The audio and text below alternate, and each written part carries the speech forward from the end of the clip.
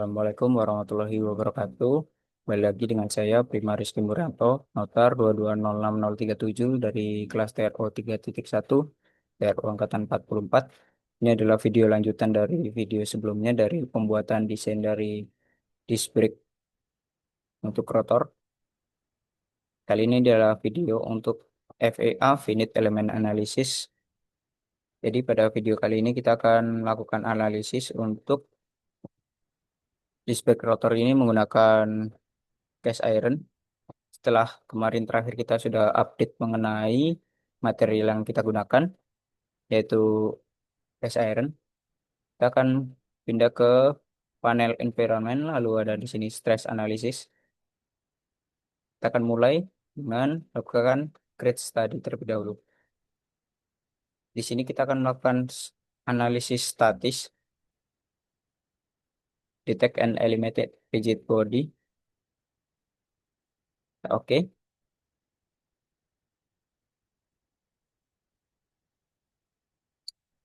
Nah, pertama-tama kita lihat di ini material kita assign. Di sini ada original material yaitu iron cast dan kita bisa override material originalnya iron cast, kita bisa gunakan material lain untuk melakukan simulasinya. Tapi jika as defined berarti kita menggunakan original materialnya. Di sini safety factor ada dua, yaitu yield strength dan juga ultimate tensile strength. Karena bahan kita iron cast yaitu bahan yang kokoh, yang tidak, ibaratnya tidak elastis, kita menggunakan yield strength. Selanjutnya, kita akan menaruh constraint pada, menentukan constraint pada objek kita, yaitu kita menggunakan fixed constraint, di mana ini akan menempel pada mobil, pada roda mobil.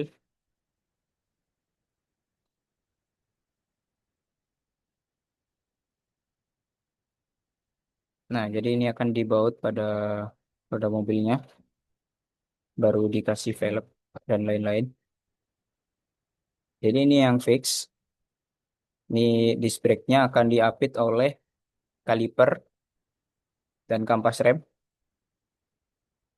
Lalu kita tentukan pressure. Force ini kita gunakan untuk satu titik saja. Kalau pressure ini kita gunakan untuk kita pilih satu titik, tapi dia menekan satu bidang. Karena kalipernya menekan dari dua arah, jadi kita tekan keduanya. Di sini kita akan menggunakan 15 MPa. Kenapa? Karena untuk normal disc brake itu jika menekan, normalnya kaliper akan menekan disc brake pada 800 sampai 1000 psi. Itu setara 5 atau 6 MPa atau megapascal. Sedangkan untuk pengereman darurat atau pengereman yang mendadak itu bisa sampai 2000 psi. Jadi kita gunakan 2000 psi atau sekitar 13 atau 14 megapascal. Kita gunakan 15 untuk lebih amannya saja. Lalu di sini kita bisa melihat untuk mesh view. Mesh view di sini akan di mana membagi objek kita menjadi elemen-elemen yang lebih kecil, di mana membaginya dengan titik. Jadi akan dibagi dengan titik-titik-titik dan disatukan oleh garis-garis. Fungsinya mesh di sini untuk membuat detail pada saat simulasi kita. Jadi saat kita melakukan simulasi, jika kita melakukan meshing terlebih dahulu, objek akan lebih lebih detail saat hasilnya dilakukan untuk simulasi. Di sini agak lama, tergantung dari kemampuan dari laptop atau device teman-teman.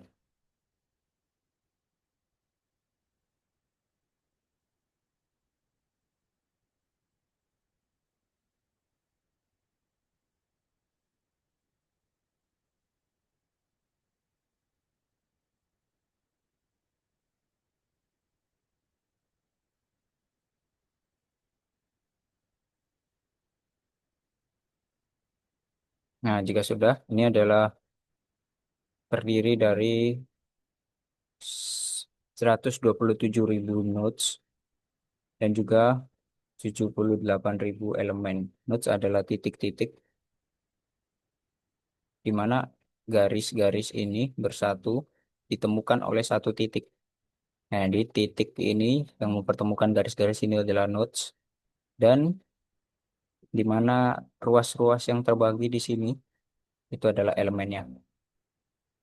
Setelah itu kita bisa melakukan analisis di sini. Nah, di sini kita run saja karena juga butuh waktu untuk melakukan simulasi tergantung juga dengan device teman-teman. Hasil yang akan ditampilkan pada simulasi analisis pada Autodesk Inventor ini ada 4 bagian utama, yaitu pertama von Mises, lalu first principal stress, dan juga third principal stress. Nah, ada juga di displacement dan juga safety factor.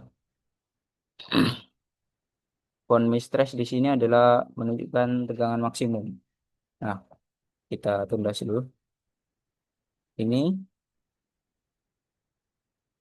kenapa tampilannya seperti ini? Inilah di sini tampilannya di Autodesk Inventor ini akan dibuat dramatisir, akan dibuat lebih lebih lebay lah ibaratnya. Jadi di sini kita bisa buat jadi normalnya. Jadi ini untuk formal adalah di mana objek kita belum diberikan gaya tekan, lalu aktual adalah di mana objek kita sudah mendapatkan gaya tekan. Jadi perbedaannya sangat sedikit, berarti deformasinya tidak terlalu besar. Supaya terlihat, ini ada fitur adjust di mana 0,5. Jadi terlihat deformasinya lebih terlihat seperti itu. Kita bisa gunakan animasi di sini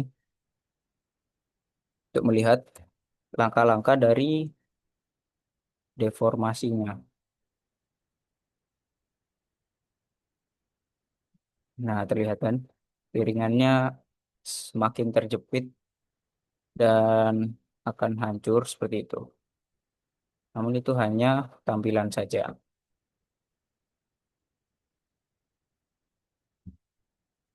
Lalu saya akan jelaskan di sini ada von Mises 124,6 MPa maksimalnya. Itu adalah tegangan maksimum pada disc brake ini, tapi tegangan ini masih jauh di bawah kekuatan atau yield strength dari bahan yang kita gunakan yaitu iron cast yang sekitar titik maksimalnya ada di 758 megapascal. Jadi masih sangat jauh ya. Jadi untuk iron cast ini bisa menahan beban yang diterapkan yaitu yang kita terapkan tadi 15 megapascal itu masih sangat bisa. Jadi ini ada first principal stress yaitu menunjukkan tegangan tarik maksimumnya ada di 180 sama seperti first von Mises tadi. Kekuatan luluh tarik material iron case ini masih lebih dari 180 jadi masih aman. Jadi masih mampu menahan menahan first principal stress ini untuk tegangannya, tegangan tariknya. Lalu ada third principal stress di sini tegangan tekan maksimumnya ada di ini minus 153. Konsentrasinya ada di area yang dalam sini, yaitu area lubang hawa udara untuk membuang udara. Nah, untuk tegangan tarik minimumnya ada di 64,9. Jadi kekuatan luluhnya untuk iron cast masih sangat tinggi ya, jauh di atas ini 153 ini. Dia masih di 758, jadi masih komponen ini menunjukkan sangat aman dengan beban kompresi yang terjadi. Keempat ada displacement. dengan unitnya milimeter. Nah, di sini kita akan ditunjukkan deformasi yang terjadi pada objek ini jika diberikan beban atau tekanan.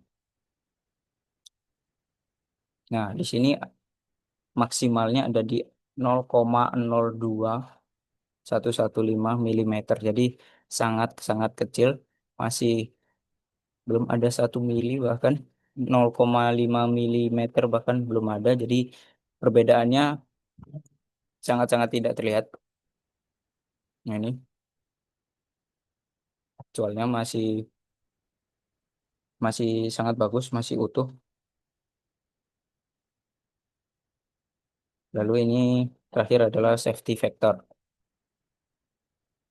Sambil menjelaskan safety factor, kita akan membuat report. Jadi pada Autodesk Inventor saat menjalankan simulasi, kita bisa membuat report dari simulasi yang kita lakukan. Di sini ada formatnya yang kita bisa ubah menjadi PDF atau sesuka kita. Kita tinggal oke aja.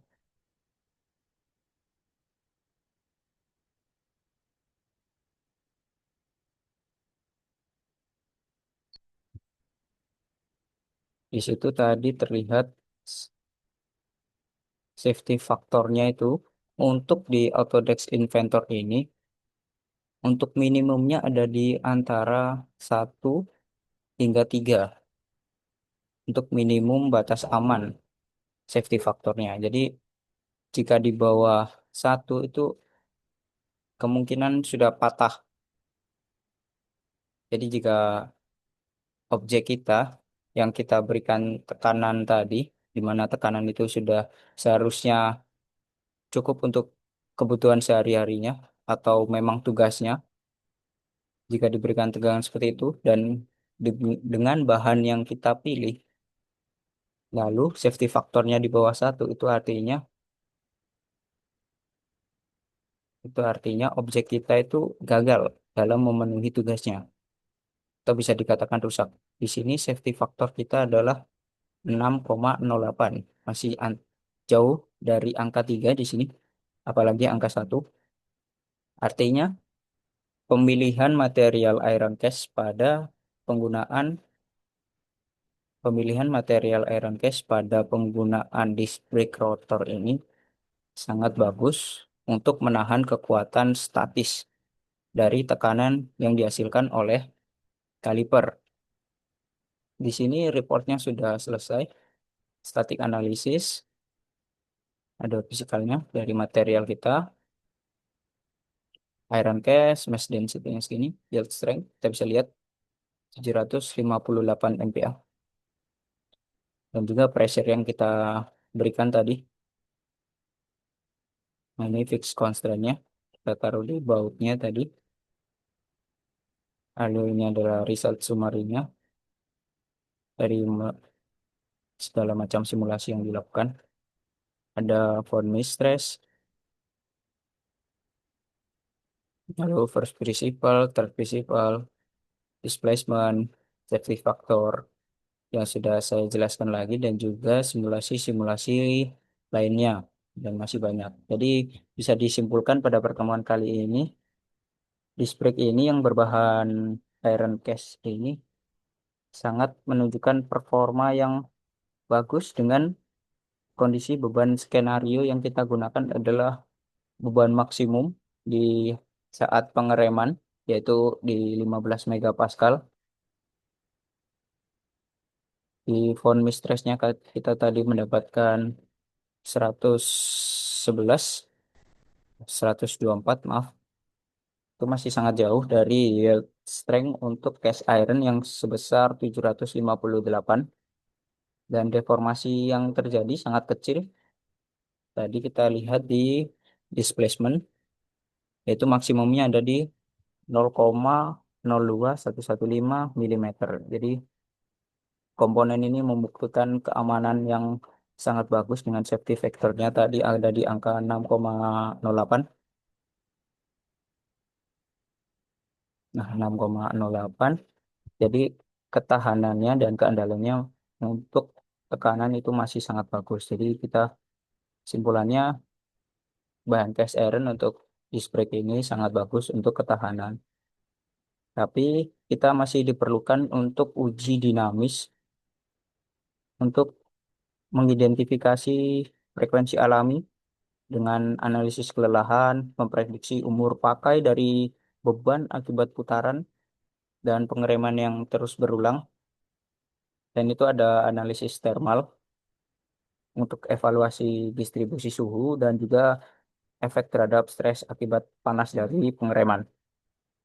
Nah, juga disarankan untuk karena safety factor-nya masih jauh, 6 ini masih tergolong sangat bagus, kita bisa explore untuk material-material lain yang bisa kita gunakan untuk menggunakan disc brake ini, yang mungkin lebih bisa menyalurkan panas atau lebih efektif dalam hal pengereman, tetapi tidak mengabaikan safety factor yang digunakan dan tetap tahan terhadap tekanan.